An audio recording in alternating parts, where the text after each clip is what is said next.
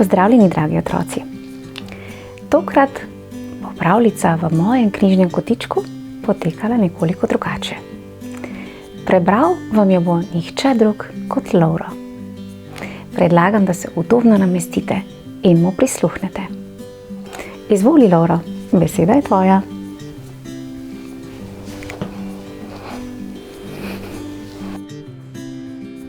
Pozdravljeni, dragi otroci! Veseli me, da smo ponovno skupaj v mojem knjižnem kotičku. Kot vidite, smo danes zimsko opremljeni, tako da bom pripovedoval eno zimsko pravljico z naslovom Pravi prijatelj. Zimski veter je nagajivo raznašal snežinke, ki so tiho padale na drevesa. Na jasi je zajec glasno zakašljal. Lisica je kihnila, ačih, veverica pa posmrkala. Jelen je odkimal z rogi, prehladili ste se, povabil jih je v svojo hišico in jim skuhal topel čaj, osladkal ga je z medom in vanj stisnil 3 limone. Zajec, lisička in veverica so sedli pred kamin. Hvaležno so srkali topel čaj in poslušali jelena, ki jim je glasno bral veliko knjigo pravljic. Evo ga, konec. Upam, da vam je bila pravljica všeč, zato še pridite na moj knjižni kotiček in kmalu se bomo spet videli. Tukajle imam pa knjigo z naslovom Božič v gozdu.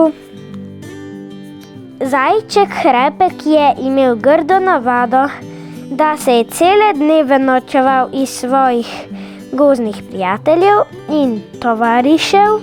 Živali so ga bile počasi site in so se začele druga za drugo odmikati od njega. Kadar so se zbrale, da bi se skupaj igrale ali proslavljale kak rojstni dan, njega niso več vabile zraven. Bližal se je Božič in gozd je bil že ves zasnežen. Še malo in začelo se bo veselo praznovanje. Živali so krasile drevje s pisanimi trakovi, lučkami in drugimi božičnimi okraski.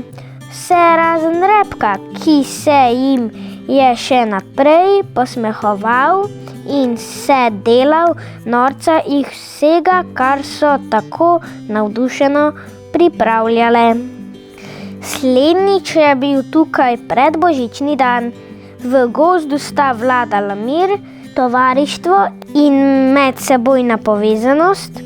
Vsaka žival je kuhala jed, ki jo je najbolje znala. In ko se bo znočilo, se bodo pod staro smreko vse zbrale k večerji.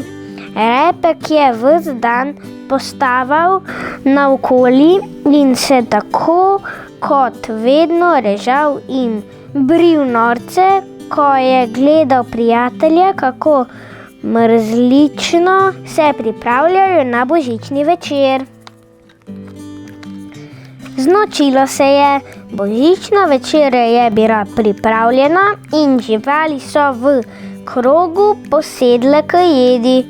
Že so hotele začeti, ko se je ena od njih spomnila na malega burkeža Repka.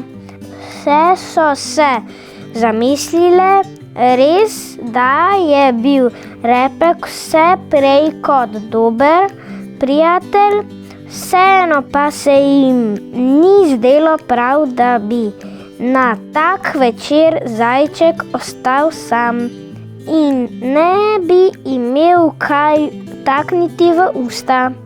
Stale so in ga šle iskat. Večerja pod staro smreko je bila pravi praznik. Vse živali so uživale v dobri hrani in prijetni družbi.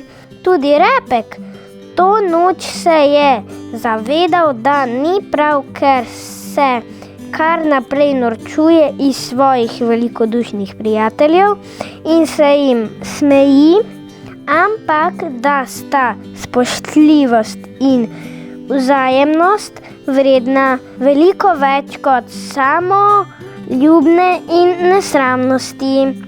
Konec.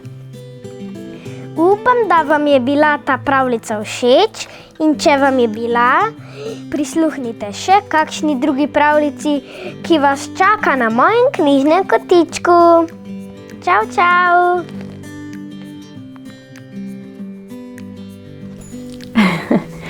Kaj pravite, otroci? Sta vam bili všeč pravljici? Ja? Meni tudi. Zelo. Bravo, Lovro. Upam, da boš še kdaj z nami prebiral tele pravljice in z njimi navduševal otroke in jih morda spodbudil k branju. Lepo se imejte, dragi otroci, in prihodnjič bomo ponovno spet skupaj. Do takrat pa en zimski. Čau, čau!